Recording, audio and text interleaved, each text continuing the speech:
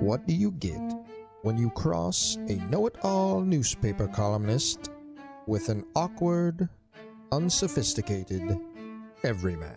Yeah. Well, I'm just not sure about that right now.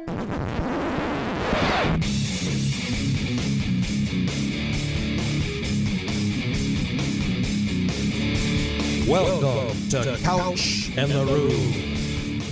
Welcome to Couch in the Rue, presented by Skymint Premium Cannabis, inspiring us to do better, feel better, love better, look better every damn day.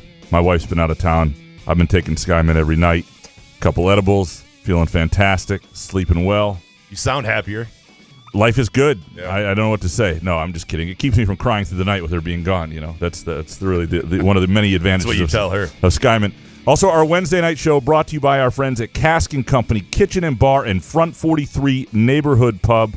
One of the cool things right now about having these early Tigers games, if you can get over there for a 1:10 first pitch or whatever, you can take part in their lunch Vegas giveaway, right?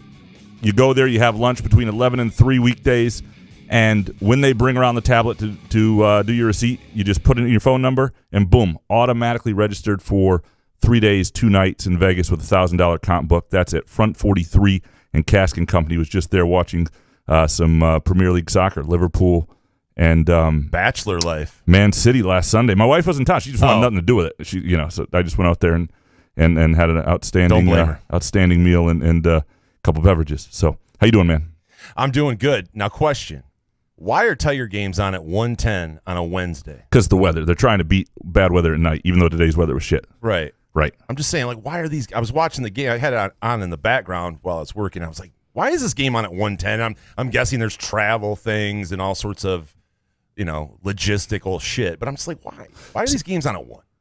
So before we get, we're going to have James Edwards on, by the way, today. We're going to talk some Pistons, which I think is going to be a fun conversation. Their season just ended, and obviously I love reading James stuff throughout the year. We're going to have Harry on, and we're going to pick some golf, some baseball, some other things. We'll get into that in a bit. And we're going to talk some MSU hoops because there's a little bit of news that came out today from an interview Tom Izzo did. But first, we gotta sort of figure out what we're going to do with the Tigers here. You want to set us up? I'm going to set us up. Hold on. Buenos tardes. It is time for the Detroit Tigers Gambling Update with Gramanito Couch and Jason Nick. All right, so this is everything I said in my hot take the other night. I just don't think they're a reliable enough team to bet either way. And I don't know that this is going to be the year for that. Do we bet the over? I mean, they have the bats to score runs. But right now they're hitting the under a lot. They hit the over. It was like 9-7, right? Right. So maybe we do that. Maybe we have some fun with the overs. Do you want to just see where it goes? I think we just wait for a team that they match up with in a series where we're like, then we just hit it hard. Then kind of just like I need a bigger sample size. I know we said that at the beginning of the season, but I just don't know what this team's all about yet. And I think they got trouble in their bullpen. Today was bad news. Like today was one of those days you look right away and they're like half their team is out. They're resting guys. Guys are out injured. Baez didn't play. You're like, oh God, this can't be good. And but weren't the Reds? Or that was yesterday that the Red Sox used like 2 spot starters or whatever. But yeah, it's just another frustrating Tiger. It's early. Like I'm watching on Twitter and people are like, the Tigers, F. Torkelson, all this stuff. Like after 3 games, way too early. Let's just calm down. Let's wait till after the Kansas City series. We'll reassess. Okay, sure. Let's do that. All right. I'm in. All right. So there was some interesting stuff that happened with Tom Izzo today and Michigan State basketball that I wanted to get into with you here. So don't coach my team. He did a local radio show here in Lansing, Mad Dog, who we once had on the show. Only once have we ever had on the show because we couldn't get him off the show. Do you remember that show? I do remember that. And I just had a text exchange with Mad Dog. He always wants to come back on, and I always have to remind, like, our listeners don't know largely who he is. and we can't control, it's like when we had Solari on. We can't control it. It's hard. Mad Dog does a show by himself, if people don't know. And when people do that, when they come on shows like this, you don't get a word in edgewise. And here's the bigger thing. Back when we had him on, and the one time I'm talking about with Chris, that was funny where we were doing like the hard out to the radio times and everything. So it was actually like an issue we were trying to get off. But that doesn't really matter now. We can go as long or as short as we want. Anyway, Bazooka time. Izzo is on Mad Dog's show today, and he drops a couple little nuggets. One, that Joey Hauser is still considering whether to come back. At this point, I got to think he's probably going to, probably leaning to, probably making sure it's what he wants to do rather than wants to leave, right? You wouldn't be, I don't think, hemming and hawing this long if you were leaning towards going. Right. So I think they're going to wind up probably with Joey Hauser back. The other thing he brought up was a Malik Hall, hinting at Malik Hall position change, which was interesting to me. And maybe a little point guard duty for Jaden Akins, which he played a lot of point guard in high school. That would be interesting to see how that works. What's interesting about the whole setup there is we've been talking about how do you have Hauser back and not have it limit Hall, right? And this is sort of the answer. This is they see Malik Hall as their answer on the wing. Now they're hoping to have Max Christie back. So their ideal lineup right now is A.J. Hoggard, Max Christie, Malik Hall, Joey Hauser, and then Julius Marble or a big in the transfer portal. In other words, they just got a lot more sizable in the front court. You're going 6'4" with a guy like A.J. Hoggard, 6'6" with Christie, who needs to beef up a little bit, 6'7" and pretty sizable guy in Malik Hall, and then 6'8", 6'9" with Hauser, right? So that to me is you're playing a more of a I don't want to say a man's lineup, but you're a man's build lineup. You look the part a little more. It'll be interesting to see if that sticks. You know, Izzo sometimes drops these things this time of year, which would be ideal. And when the season actually breaks, what works for the roster and the lineup is really those two guys can only really play the four, right? And that sort of and other things work themselves out. Maybe your best five includes too many other guards to really play that big. And but it is interesting because Malik Hall's always been thought of as a swing 3-4. What's the position change? Playing the 3. He played the 4 last year. Yeah. Right. So he'd play more along with Hauser at the 4 and Hall at the 3 instead of the 4-5 when those two are in together. Sure. It would certainly open up more minutes for him. He'd certainly have some minutes at the 4 still when Hauser was out. But the reason that's a big deal in Michigan State's offense is that like the 2-3 are interchangeable. But when you learn the 3-4 are very different roles in the offense. And so that's another thing too. You have to sort of but anyway, I think it's interesting. I think it perhaps solves one issue. It lets you know where their heads are a little bit. I'm curious about Tyson Walker's role if they're, you know, if they see a little bit of Jaden Akins at the point, because you got a freshman coming in there as well, and maybe they see Tyson Walker much more off the ball. Maybe that's something they're going to transition to. I still think could be valuable on it. The more ball they want, as many ball handlers as they can have, and again. Maybe this is also preparing for the loss of Max Christie. Max Christie comes back. There's some different conversations, different lineup potential, but it's interesting to hear Izzo thinking out loud this way. Did Mad Dog ask about transfers? I'm sure Izzo can't really talk about it, or maybe he can. I don't know. I didn't actually hear most of the interview. Oh, because I mean, you've heard a Mad Dog question before. What do you think the Mad Dog question sounded like asking Izzo about transfers? Well, Tom. 2013 was a great season. To remind you of last season, go ahead. Yeah, something like that. Couch from Verlinden Junior High here. Talk about He's going to be like 7 different things. First of all, thank God he's retiring and moving away. He's been introducing me as from Verlinden Junior High for all these years. Verlinden was an elementary school, but I know his mother went there, so it was also a junior high at that time. So. That's my favorite part of the Mad Dog program, though, is the opening segment because it's just absolute off-the-wall chaos, and I love it. Yeah. When he has a guest on, I turn it off, but when he's on, just freewheeling, it's my favorite part. I'm going to miss Mad Dog. When he used to do the really early mornings, like his warm-up, his 6 to 6:10 a.m., nobody was ready for that. Yeah, but listen, I can understand that because there was rumblings about us possibly doing a morning show, and I was like, how in the hell does anyone wake up at 5 a.m. and be entertaining on the radio? It's impossible. I was the one. I thought it'd be fun to do a morning show.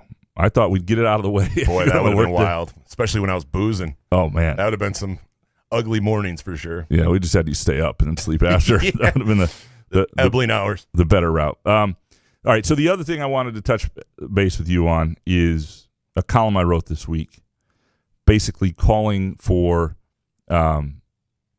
if fans care about Michigan State football recruiting, that they should be at the spring game if they can all be there. because basically Mel Tucker's saying this matters. It matters is part of the comparison of one of the many comparisons recruits have.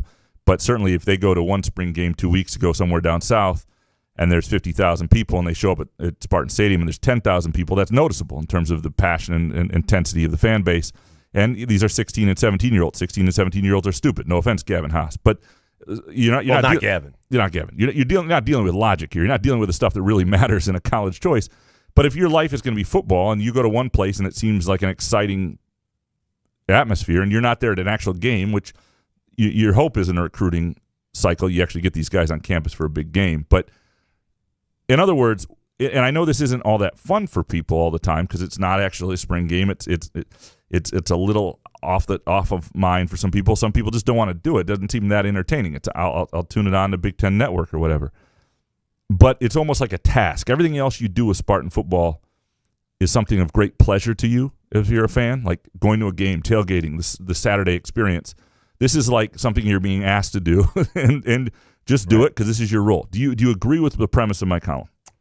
You know what? I need to read it, but from what you said, no, seriously, I'm sorry. I've been busy this week. I love you, man. I'm sorry. I haven't been able to catch up on my Graham Couch columns. But from hearing that, I just don't know what Coach Tucker wants. Like, what do you want, Mel? Like, you're going to do a scrimmage and kind of have some drills? Why would I want to come out to that? I was thinking about it. Like, should I go? Because I'm sitting there going like, well, Mel wants us all to go, right? So I'm like, should I go? And then I go, I don't really want to go. Because it's just, if they were scrimmaging another team or something like that, where it was interesting. I mean, that's the main problem to me. There's no interest in it. Yes, we want to see football players, and it's great, and Cade Hauser, and this, and this. But really, when it comes down to it, when you got to get up and then you have to park and all that shit, when it comes down to that, then I'm like, nah. It is free, and the parking's free. Right, but I'm talking about getting in there with all these people that love free shit. I don't want to deal with those people. You know what I mean? That's fair. I'd rather pay $20. So I was talking to my mother about this. She reads the column. We're on our daily walks, and she says, "You read it," and I thought, well, maybe I should go. You know, I don't want to not support the team. Right. She has, and I said to her, I'm with her, but I said to her, yeah, but you're not somebody who needs to go because you're not going to be on Twitter complaining about the recruiting class. Right? You know what I mean? Like, you'll be happy with whatever 3-star kids sign. You'll go to support them because you like going to the games and you like keeping the tickets we had through my dad all those years ago. Like, you're not if you're not going to be upset with the results on signing day, then you do what you want. And I don't think people should not do what they want. I'm glad the craze that existed 7, 8, 6 years ago about spring game attendance comparisons, it was a big deal, is kind of over because it was absurd. It was ridiculous. Like, there's nothing else that matters less about the strength and health of a program than the spring game attendance. It doesn't speak to anything really, and it's cultural whether you go to these. I mean, down south they do this. They would move Easter if they had to make this work. And up here, growing up, I didn't know a single person who ever attended a spring game. Like, Plaxico Burress had 13 catches at the spring game in 1998. I read about it the next day in the Lansing State Journal. I don't know if anybody was in the crowd. I don't know a single person who attended that game. Like, that wasn't part of our deal. And it didn't Sure you did. You can just say it. People believe you. No, I'm just it makes me want to go because I guess Mel wants this so badly. I just don't know what it does to the program. What does it change? Does it go on ESPN and it shows the stadium full for a spring game? And then people are going to be like, why would you go to a scrimmage like that? No, you could do so many different things. Is it going to be nice on Saturday? What's the weather like? It's going to be like 43 and maybe precipitation. Not going to be great. It's not ideal. I'll be honest. It's not. Then maybe you could go because if it were 60 degrees and sunny out, I mean, people are going to go do other stuff. I mean, we've been locked in with this terrible snow for so long. Here's my recommendation. You get up. You head on over. Front 43. You have some lunch. You feel good about things, right? Sure. You take some Sky Mint. You head on to Spartan Stadium. And you sit there. How dramatic. Stoned out of your mind, enjoying the game in whatever weather there is. Just sitting back, basking, bundled as you need to be, maybe with the poncho, on a 41-degree day in Michigan. I think that's what Mel needs to do is promise Sky Mint at the door. Yeah. I mean, could we go and then just do the photo op where there's a lot of people there and then we could just leave? I'm in for that. If I just swing in and stand, We take a picture of the full stadium. They usher the recruits out. Yeah. You've seen enough. You've seen enough. All right, you got the picture? Okay. See you guys. All right. Enjoy your scrimmage. We're going to take a really quick break. When we come back, James Edwards from The Athletic. We'll get into the Pistons season and all that good stuff. Couch in the Rue, presented by Skymint Premium Cannabis and Front 43 and Cask & Company. Firekeepers Online Casino and Sportsbook is the site to play. Get your Vegas on right now from your phone, tablet, or laptop. All the hottest slots and tables, plus sports betting featuring in-game wagering. Download the app at firekeeperscasino.com. Go with the name you know. Firekeepers. Terms and conditions apply. Must be 21 or older and located in Michigan. Gambling problem? Call the Michigan Problem Gambling Helpline at 1-800-270-7117. Where else can you cheer on your team, enjoy a mouth-watering burger or savory sushi, sip on handcrafted cocktails, or one of 46 beers on tap? Take your game day or date night to Cask & Company Kitchen Bar or Front 43 Neighborhood Pub near Frandor. Two amazing places with one awesome blended modern American Asian menu. Catch the game on one of 30 60-inch TVs or stop in for the all-you-can-eat lunch buffet. Enjoy happy hour or elevate your night out at Cask & Company or Front 43 on East Saginaw in Lansing. Wherever you are on your cannabis journey, let Skymint Premium Cannabis be your guide, your friend, and your place. Whether you're curious about cannabis or a seasoned connoisseur, Skymint's knowledgeable staff will help you with a vast selection of products to choose from to fit your needs. Skymint believes access to the best cannabis helps people do good and feel good, so they grow it right here in Michigan, giving you high-quality, locally grown cannabis at highly accessible prices. Visit skymint.com for special offers and location information throughout Michigan, and use the promo code CouchAndRube20 for 20% off your first visit. Skymint Cannabis. You'll love this place. Find our live stream, podcast archives, as well as show, affiliate, and sponsorship information at our website, spotlightmediastudios.com. We're dropping MFers now?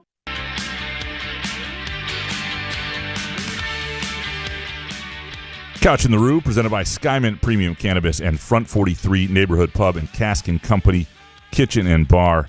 Very pleased now to be joined by a man who might have been a pro basketball player if Keith Appling hadn't showed him the way a little bit earlier in life. And the Pistons writer for The Athletic does some outstanding work, has a story up that I would urge you to read that went up a couple days ago inside Cade Cunningham's rookie season, how the number one pick proved he's the Pistons franchise player. James, how you doing, man? Doing well, buddy. Is my MFer drop, was that just for me, or have you guys been using that consistently? We use it. We're dropping MFers now? We use it pretty regularly, I think, don't we? Yeah, I'd say once every couple weeks. Definitely when it fits, for sure. Yeah, no, yeah. Oh, that's good. So, sometimes we have days where the MFers are flowing a little bit more than other days, you know, and Cockburn. so that's where we are. So congrats on finishing another season and getting a little of your life back. And yeah, a little bit. I was going to say the one thing that I found amusing on Twitter towards the end of the Pistons season is Rod Beard, who's on the beat with you guys, is leaving to be the assistant sports editor at the Detroit News, and he was on the beat for the News. His farewell chronicled. It was like he was a 30-year beat writer. It was like Joe Rexroad's going away thing. It was like every other tweet for like a week was like the final time Rod Beard does this. The final. I was like, holy crap, what's happening here? I had to make sure he was okay, and he was sick, and it wasn't sick or anything. He was just leaving the job. So if you know Rod, he's a little, love him to death. He's a little diva-ish. It's all right. No, absolutely. I love Rod, and he did good work, and I'm happy for him. All right, so. I want to go to this. The conversation you and I had at the beginning of the year a lot was about Cade Cunningham and whether he should be the number one pick. And I was, thinking that it should be Jalen Green. And obviously Mobley had a great year.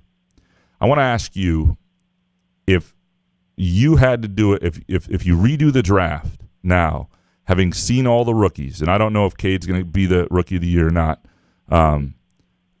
is Cade Cunningham, without any peer pressure from outside ownership or fans, the number one pick in the draft? You know what? If you would have asked me this a few months ago, I might have changed my tune. But I think he is. I think this team, aside from just needing talent, and we've talked about that ad nauseum, they needed like a leader, a face. And for as good as both Green and Mobley were, even Barnes, like Cade is a leader. He's a guy that you can put in front of the camera, win, lose, draw, and he's going to say the right things. He's going to have personality. He's a great mascot of the franchise, on top of being a very good basketball player. So I think when you keep that in mind for a team that really kind of needed a face and hasn't had one since 2004, I think so. I think it was more than just I think they were confident this guy was going to be really good. I think they believed all three of the guys were going to be really good. But I think what got Cade over the top was the leadership qualities, and I think that showed itself and more as a rookie. So, yes, I think Cade still goes number one. Okay, over Mobley. And then I feel better. Then the guy who listed him as 6'8" in the Oklahoma State Media Guide or program is off the hook. I'm 100% good in that. And by the way, I as the year went on, I was very, very pleased with that pick. And so you point that out, the sort of the clutch performances and what he started doing late in games. And there's a good bit in your story about that. And that's sort of when things changed and the way people thought of him changed. And there's a quote that said, it wasn't until he started putting up the clutch performances that we were like, oh, he's that dude. He's got it. Is that something they leave this year feeling like, and I don't know if he's all NBA top 5 level, but they feel like they've got, at the very least, big shot Chauncey Billups level dude? I mean, what do they feel like they've got? I think the perfect way to kind of encapsulate that specific question is if you go back and listen to a lot of Dwayne Casey's press conferences and post games and post practices stuff at the beginning of the year, he was going out of his way to like temper expectations. I'm sure you've probably seen quotes where you remember like, Cade is going to be really good, but he's not going to come in here and be the savior, X, Y, Z, or we're going to need all the guys to get to where we want to go, X, Y, Z. As the season went on, that tune changed. They quickly realized, like, oh, as soon as I don't think there was ever a doubt that he was that good. I think there was just like a little, like, okay, this might take a little bit longer than we thought. But as soon as he started, like, really finding his footing, the lights came on, and he performed. He went toe-to-toe with some of the best players in the league. I think it settled everybody's nerves that they made the right pick. I don't think they would ever come out and say that, because I do think that they felt all along with time he would be the best player. But I would say there certainly was this like, oh, he's good, but he's a rookie. I think that was kind of the conversation early on. Is the Pistons leave this season, who is their core? Like, who's in it? I mean, obviously there can be deals and things can get reshaped. And, Adrian Dantley was once part of the core and he was moved for Mark Aguirre. Like shit happens. But what I mean is, like, as they're planning it right now, who have they sort of decided we're in on this guy? He's back. Who's that core for them right now? Cade, Isaiah, Sadiq. Okay, that's it. I think those are the only ones I feel comfortable with saying that right now. Yeah. Okay. That's pretty good, though, because a lot of time, I mean, there are a lot of teams where you don't know you have three. You have three of your guys that you're building around. Right. I agree. No, and they have three who have all, Cade, you can make the case, like, he has star potential written all over him. Sadiq Bey has a 50 ball to his name. Isaiah Stewart, I think, is going to be in the conversation like all defensive team next year, and at the end of the year started shooting 60% from three. I think you feel pretty good, and then you go and add another top 5 pick, you're in good shape. Who has a chance? Like, have they made a decision, do you think, on Killian? No, but I don't think the patience is I don't know if the patience is as it's high, low. I don't know if the patience is as great as it once. Yeah. Is there anybody else you think, like Jeremy Grant, likely to get moved this offseason, you think? I guess it just kind of depends on how far a team is willing to go. Like, could Troy have traded him at the deadline? Yeah. Did Troy have any rush to trade Jeremy? No. Because I think they wanted to get, this is one of the things where he owns the kind of sole leverage. You want Jeremy Grant? Okay, well, come get him from me. And nobody wowed him. Now, could a couple teams after the playoffs get going, a couple teams out quicker than he expected, or Portland, they're not rebuilding, but they got some assets. Could they really go for it? Yeah, it's possible. I lean more toward yes, he will get traded than no, but it's like 51-49. What do they do in the draft? Like, I mean, obviously, the draft is so much of a crapshoot now. What, they got 14% chance at the first pick like they had last year? Yep. And they can, what's the lowest they can fall? 6th? Something like that? 7th? Okay. So, I mean, they did what they, I mean, I don't have, despite not covering the over 24.5, which I text. How many times do you think I texted you about that this year or tweeted at you? Ballpark. What did you say? Close to 50 times. Yeah, I would say so too. I became obsessed with this. I didn't even have that much money on it, but I was like, I got 24.5. I felt bad because I gave it to the listeners here, and it really took it. And worse yet, a lot of them got it at 23.5. And it missed by half a game, but that happens. I still feel like I was on the right side of things. Okay, so in the draft, what do you think? What's their ideal thing? What's their ideal pick? Like, obviously, you'd want the number 1 pick, but who's the guy they would love to have? You think if they could have anybody? I think it's Holmgren. Yeah, I think while there are serious concerns about the frame, and everybody talks about, it's lame to talk about his frame. No, it's not. Like, it's just not, because I know. Nobody in his life has not decided to let's try to put 25, 30 pounds on this guy. Like, it's not like they haven't been trying, and he clearly doesn't put on the weight like that. So it is a concern.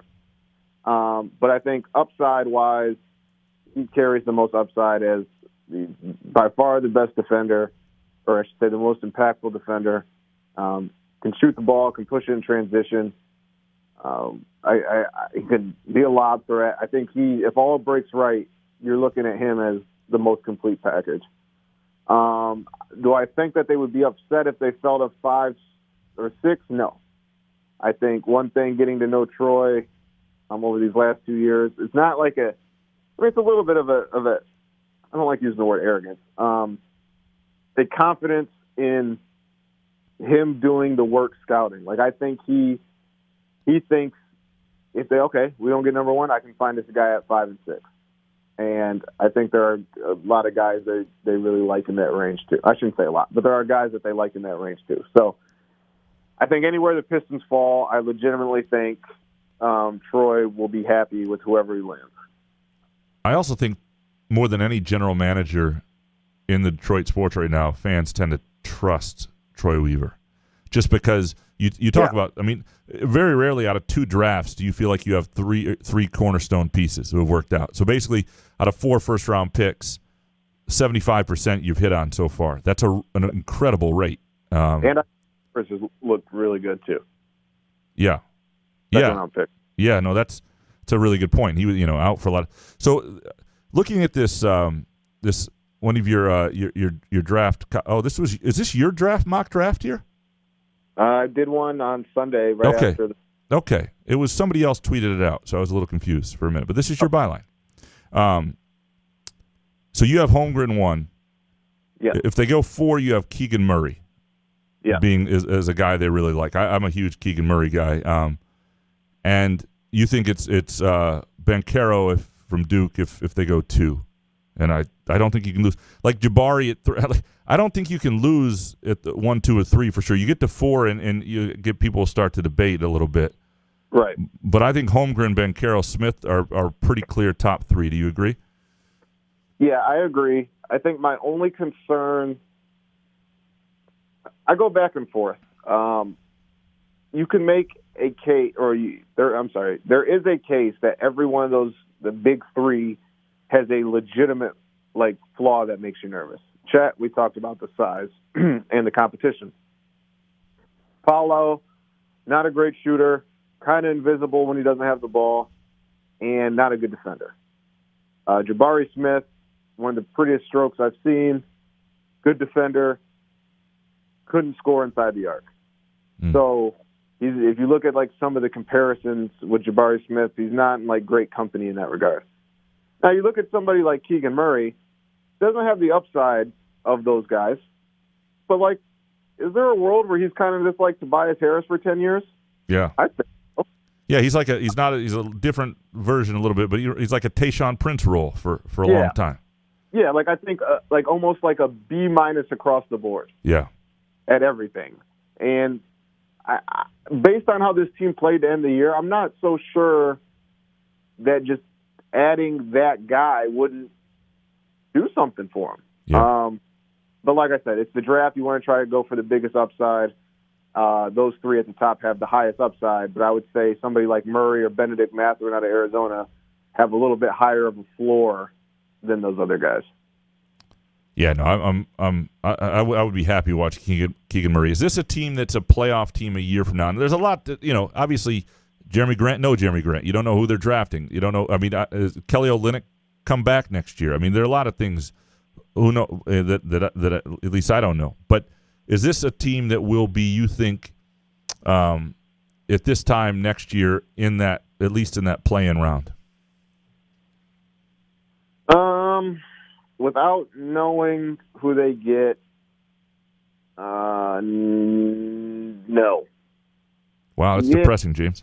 Well, that's a tough question because you're asking me if the team I just watched is a play-in team. They're not. We just learned that.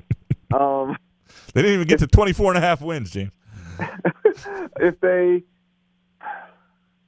Is there an easy path to the playoffs for this team? Or I'm sorry, an easy path to the play-in for this team next year? Yes. Yes, there is. I'll say that. What do you mean if there's what's that path?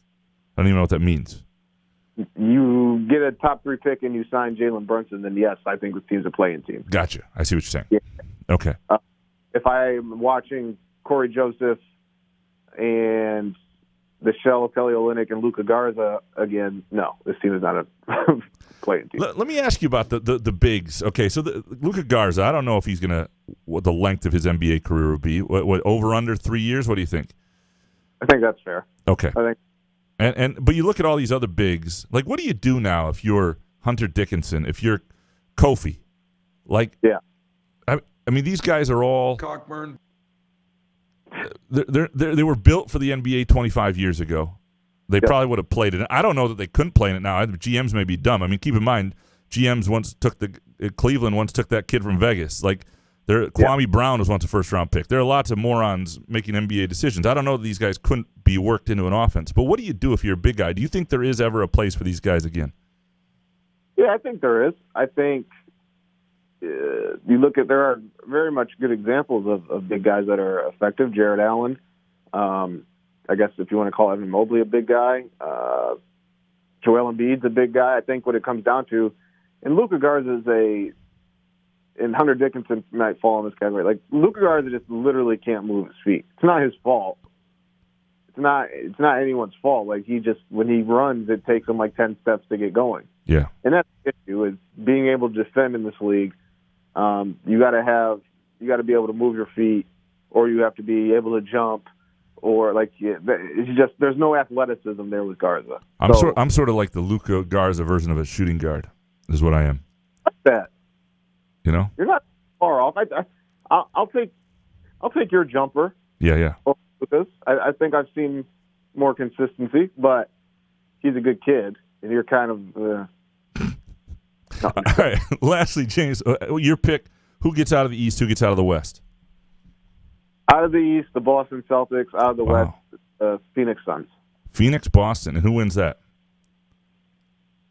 Phoenix. All right, I'm firing up the Firekeepers iCasino and Sportsbook app, and those are the picks. So I hope you're right, James. You're a beautiful man. We're dropping MFers now. You're a beautiful man. I can't wait to see you again. Have some beers, play some hoops or something. So appreciate you. Are you guys still playing on Sundays? Sunday mornings at DeWitt. Yeah, it's been a little light on the guy, so we could use you anytime. We'll make it happen if you're going to play. I'm off next week, so let's talk. Sounds great. All right, buddy. That is James Edwards from The Athletic. worth a subscription for a lot of reasons, and he is one of them. Anything you take away from that discussion? Boy, oh boy, that's competition for the Brendan Quinn 69 of the week right there. I love James, but what free agents are the Pistons going to sign, though? That's big for me. And Chet Holmgren, he's mentioning that his body, can he gain any weight? If he can't, then I don't know if I'd take him top 3 pick or whatever the Pistons are going to have. I would almost rather have a Keegan Murray type guy than a Chet Holmgren that you just have no idea. I mean, yeah, he has ball handling skills and for a big man his size, but is that going to translate in the NBA? Is he like a Jokic kind of guy? Yeah, I mean, how's that possible when you weigh 135 pounds? Right. There is the question of that. You know, are you? I don't think he's Marcus Bingham, though. I don't think he's that. I do think he'll be. I don't know. I mean, I get what you're saying. I think I would take Holmgren and take that risk just because I think the upside might be incredible. Darko 2.0. I don't think he's that. No, he's not. He's not some guy who grew up in a war-torn country and was satisfied to make his first million. That's not bookended by LeBron and Carmelo. That's Dwayne Wade. That's not this. You didn't take any of those guys. That's crazy. I mean, obviously you couldn't take LeBron, but man, I do feel better about Cade. Do you feel good about Cade coming out of this year? Well, I didn't watch as many Pistons games, obviously, as you or James, but I was just happy that he got over the hump because there's like Torkelson's going through it right now. Yeah. Where, you know, fans are kind of funny because there's baseball, especially, is a long season, and Tork went like 0 for 8 or something like that, and you just feel like he's never going to hit it, and he hit a home run today. With Cunningham, you saw him take on like James said. I forget what game it was or whatever, but he took on someone and it impressed people. And then when you hear stuff like that, it's very calming. But Jalen Green, there was a point where people were like, I don't know, or Mobley, I've heard. And so, yeah, obviously Cade being a leader, that's what you want out of a number 1 overall pick, to hear that he's being a leader in the locker room. No, I totally, I mean, I think the it factor, he has it. And I think I've sort of come to the realization that his floor is Chauncey Billups. Wow. And that's a pretty damn good floor. You know what I mean? Like he may never be a superstar, but he's going to be a damn fine player, and he has the clutch gene, and you can win a lot with that, and you can win a championship with that. They got to get one other real high-end dude, obviously. But it always concerns me with Detroit, the Pistons, that is. Are they going to get a free agent? Is a decent-sized name free agent willing to come to Detroit? You have to. Well, they were when the Pistons were good. You have to get good enough that people want to join you. Because then you got to have a free agent who's not so dumb. All these guys who want to live in L.A. don't realize that you can live in L.A. in the offseason. You're only actually in your town in a day you're not playing a game, like 12 days a fucking year. Like, somebody explain that to these dumbass moron players. They don't. We're dropping MFers now? They don't seem to understand it. I mean, you can have you can live in L.A. all you want and deal with that traffic and deal with all that. Don't get me wrong. There's some wonderful things about living near the ocean in the West Coast and being rich and doing that. I'm not saying not bad. That's a bad life. And if you make it sound like we're going to live in a $1,000 a month apartment. Those guys are living nice. And if you go to the club and you don't look like me, it's probably a good thing too. I mean, there's probably you could look like you, but you better have money in your pocket. Okay. Graham Couch with $10 million. It's a different story. Yeah, no, for sure. Before we get to Harry, real quick, one other story I wanted to hit with you today. What do you feel about the Kershaw getting pulled? Obviously, 80 pitches. Obviously, it's ridiculous. What are we doing here? I was reading the story before the show. Did Kershaw, was he pissed when he was pulled? I mean, 80 pitches. No, it turned out it was his call. Okay, then what's happening here? What are these guys thinking then? So basically, he said because of how short the spring was, he said he had not thrown, even in a simulated game or anything, more than 75 pitches before that day. All right. And he went to, and they asked him, because Dave Roberts, the manager, said Kershaw's at the point where he's earned the right for that discussion, so he wasn't going to take him out without that conversation. Yeah, but why would Kershaw want to do that? I just don't understand. Screw the warm up that you need. Nolan Ryan would go out there right now and pitch if you needed him. If you needed one inning, Nolan Ryan would be like, "I'm in. I haven't pitched since goddamn 1987. I'll pitch." I mean, that is ridiculous. If Casey Mize did some shit like that and he had a perfect game going in the 7th inning on 80 pitches, come on, what are these guys doing? Yeah, 2022 is ass. I'd want to. It's complete ass. I can't take it anymore. Guys like Kershaw are pulling themselves. I thought the manager, Roberts, pulled them. Yeah, no, it makes Wild. baseball a pain to follow. And I get there might be long-term reasons for it, but Kershaw, he's talking about the postseason. You're gonna fuck up in the postseason anyway. It's You're not Kershaw. That's it's your not thing. a two-hitter. It's a perfect game. Yeah, there's like 25 of them in Major League history. No hitter. I'm like, okay. I mean, maybe you don't get Possibly. it. And as soon as you give up a hit, I'm good. Somebody take you out. But yeah, it's a little weird. I don't really understand What are it. we doing? Yeah, absolutely. You want to get Harry on the phone real quick? While he's grabbing Harry, just a little reminder about Front 43 and Casting Company. I'll give you a sense of my experience the other day. I walk in. I want to watch this soccer game. Front 43, great space at the bar there, and I walk over to Casting Company and decide to sit there at their bar. I've got the Liverpool-Man City game on right in front of me. They put that game on for me. On the TV just to my left, I've got the Tigers playing right. That game started late in that soccer game. There's all sorts. It's just the setup there is so perfect. You got room, you got good sight lines, outstanding menu and beer selection. I'm telling you, Front 43 and Casking Company is as good a television setup as you can do. And the Casking Company area, just great place also for a date night and things of that nature. All right, it is time for us to pick the games as we do each week, presented by our friends at Firekeepers iCasino and Sportsbook. Now joined by Harry Gagnon from the Against All Odds podcast, bestbetcorner.com, and extrapoints.com. Traveler. You beautiful man. How are you? What's up, Graham and Jay? How you guys doing? Good, buddy. Long time no talk to. Yeah, I know. What's up, man? I miss you guys. Yeah. I'm all over the place. Hopefully I stay here for a little while, though. Got to stay here in Phoenix for a little while.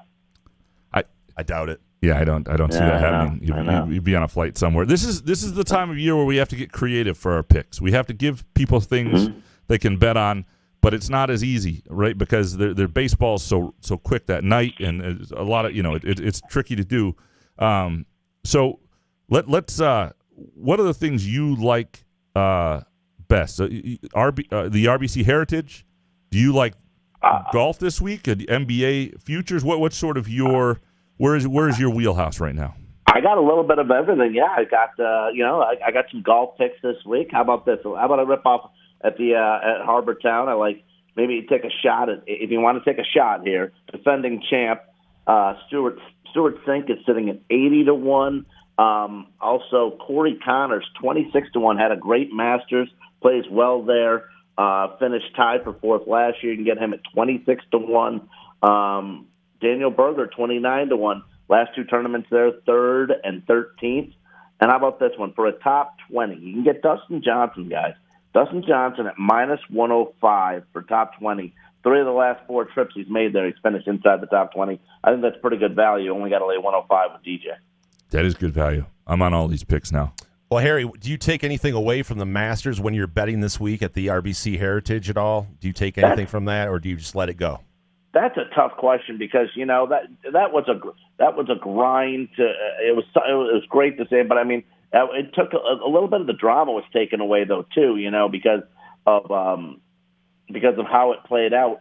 But still leading into this week, I would say that it's a whole different ball game, different tournament, different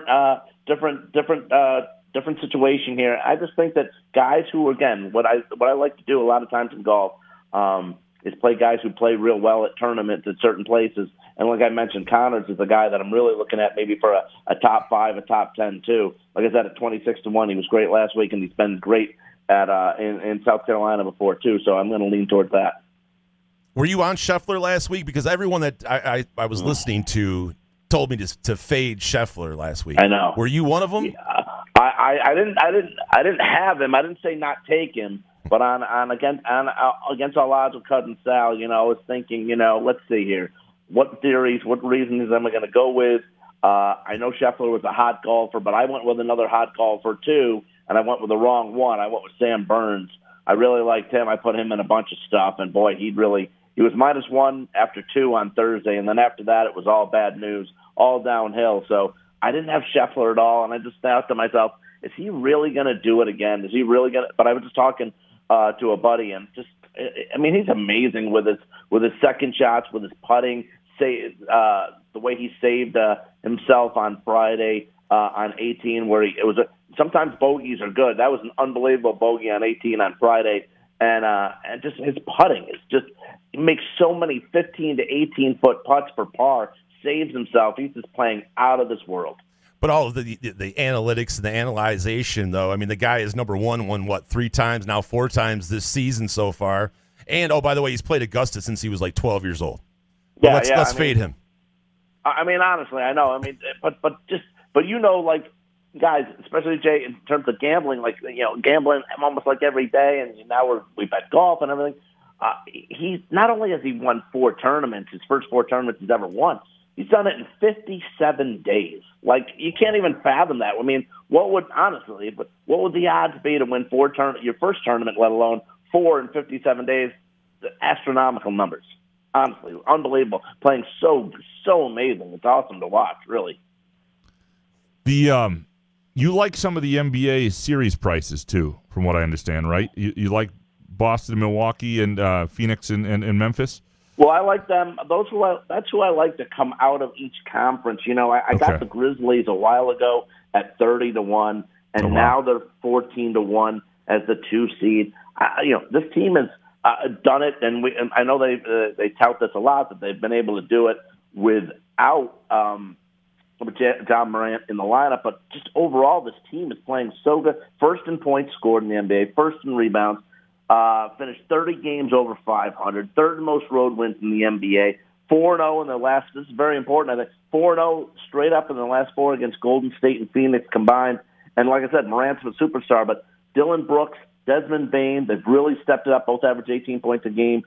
Bane, 44% from 3. It's going to be fun watching him in the playoffs here shoot the 3. So I think the Grizzlies have a great chance to win the West. Again, you know, being here in Phoenix, I think Phoenix at plus 270 is still a great bet. I don't love the value anymore so much, but, you know, they did it too. They, like I said, Memphis did it without Morant for quite some time here and still got plenty of wins, and Phoenix did too without Chris Paul. And just overall, Phoenix is just stacked. They've got such a nice deep bench, and I think they really are hungry too after last year making it to the finals. I like them to get it done here overall. But like I said, you can get the Grizzlies now at 14-1. I got them at 30-1. The Suns at plus 270. And Golden State, I don't know what you guys think about Golden State, guys. I know it has a lot to do with if Curry can come back from his foot injury, but I think Draymond Green is good to go. And Klay Thompson did average 20 points for the season. Nice to see him come back. But last 3 games, he's gotten over 33 points. He's got 21 threes in his last 3 games overall. If Golden State can get hot and Curry can come back, this could be some crazy Western Conference. I'm looking forward to it. I'm pretty fired up, Jason, to be honest. Yeah, Warriors at 10-1 on your money, I think, is there's heavy value there. And also, guys, Celtics plus 7.5 to 1, plus 750, I should say. And we just had James Edwards from The Athletic on, Harry, and he said Celtics Suns finals. So if you're getting that and you get plus 7.5, I mean, why not? Oh, yeah. I mean, and the Celtics, look, I mean, not an easy task here drawing the 7th-seeded Nets, but still, I overall, the Celtics team is very solid. They have the last 3 games they played. By the way, again, I do like them in the series too against the Nets. Overall, I just don't think the Nets can put it together. Celtics last 3 games against the Nets, beat them all 3 games by an average of 21 a game. So I'm definitely taking the Celtics over the Nets for the series, and they're a team that can win the East too. Milwaukee at 5-1 to win the championship. Look, they did it last year, and they're stacked too. I love Middleton; he comes to play, and Giannis, of course, is a stud. All right, before we go, Harry, I want to read something by you and see if I can get the Harry Gagnon approval. All right, I've got a Premier League 3-team parlay. All right. Okay, writing this down. All right, it's this weekend. It's multiple weekends. It's 2 weekends, but it's worth it, right? And it's so this weekend, 7:30 a.m. Saturday. It's the early game. Tottenham at home against Brighton. Tottenham's been playing out of this world. At home, they're just minus 193. They've got to win every game to make sure they're in the Champions League in the top 4. Minus 193 against Brighton, who's can't score at all. I mean, they play good defense, but give me Tottenham there. Okay. The same day at 10 a.m., minus 425, Manchester United at home against Norwich, who's ass, and it's in Old Trafford. So I've got to think that's going to go well. And then April 20th, midweek game, Manchester City at home against Brighton. only minus 552. I think that should be bigger. I know Man City is – my only concern with Man City is they played Liverpool last week. They had a Champions League bout today against Atletico Madrid. They got Liverpool in the FA Cup, semis or final, whatever it is, semis on Saturday. And so there's a lot going on for them. I get that. I still think they're just so much better than Brighton. So that 3-team parlay I just gave you, I know it pays. It's 100 to pay 122. I don't know what you think of it. It just seems like heavy favorites. I don't know. Where are you at on this? I know. I'm paying attention to a lot of it. Tottenham just seems like their games, they score a lot. Am I right about that? It seems like there's 2, 3, 4 goals out of them all the time. They've been on fire. There's no question. They're playing as well as anybody right now, other than maybe Man City and Liverpool. But yeah, they're really good. I just want to see Jay. You said Man City's minus 552. Yeah. Right. I just want to see Jason put down 1104 to win 200. That's all I want to see.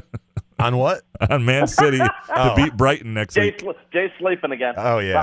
So I zone out when you guys talk soccer. But, Harry, this is what I can sense happening. Like, I'm going to win the first 2 legs Saturday, right? Manchester United's going to beat Norwich. Tottenham beats Brighton. I'm feeling good. All I need is a Man City win. And Man City's going to have played 3 brutal games in a row. They've got a midweek game against Brighton. They're going to come out sleepy, and that's going to be like a scoreless game in the second half, and I'm going to be hedging, and I'm going to lose all my money because I'm going to hedge it anyway. Well, look, like me and Jason send messages back and forth, talking gambling all the time. It's always, isn't it? Doesn't seem always. Doesn't matter if you have plus 10, you're laying 10. Doesn't matter if you're minus 500 on the money line. That last one on a 3, 4, 5, 6, 7 teamer is always the toughest, isn't it? It doesn't matter how big of a favorite you are. It's always going to be a grind to get it out. 3, 4, 6, 7 teamer. Keep going higher, Harry. It feels like I've always parlayed one too many games. Yes. That's the story. Listen, I'll give you guys a little. How about the? And I know we do this segment on Against All Odds bet where we had one real bad loss, or if we had more, we can say it too during the week. And last week at Masters, I had a 16 prop parlay, all 5 in. My one loser was that I needed somebody in the 4 days. Talk about checking all the scores. I needed somebody to go over 8.5 shots on any hole. And there were 10 8s. Nobody recorded 9. I lose. No 9s? It would have been hilarious if 9. If Scheffler out there on the final hole where he 4-putted. If it would have been funny if that was the 9 that got you it, and he still won. That would have been great. What price were you getting on that bet? You know what? It was it paid what I have on it. I had $50 on it to win 400. Nice. Dang, that's good. I like that value though. Well, the way guys were spraying it around. Yeah, well, I had Tiger on. I thought Tiger on Thursday would come out a little slow. I had him under 3.5 birdies. He had 3. I had him no way would I said I had that he wouldn't have an eagle or better, and he didn't have that either. So I had a couple right off the bat. Had over 65.5 for first round score, high at best score, but still just needed to grind. I needed a 9. Couldn't get there, guys. Couldn't get there. And parlays. You're a beautiful man, Harry Gagnon. We appreciate all your insight and your blessing on my parlay. By the way, it means a lot. And we'll look forward to doing this next week. Can't wait, guys. Take care. Have a great one. That's Harry Gagnon from Against All Odds podcast with Cousin Sal, bestbetcorner.com and extrapoints.com. Someday I'll get you on these Premier League parlays, Jason. Can't do it. Someday. I did one soccer parlay and actually won it. I had no idea what I was doing. There you go. I picked the Atlanta Hot Boys. Yeah. I mean, and I was like, I picked that. I just picked everyone that had a name. I just had no idea. You wouldn't even have to watch this stuff if you didn't want to. You could just but that's what I enjoy about gambling the most. That's part of it. I don't know how these guys that run numbers and stuff like that, they never watch games.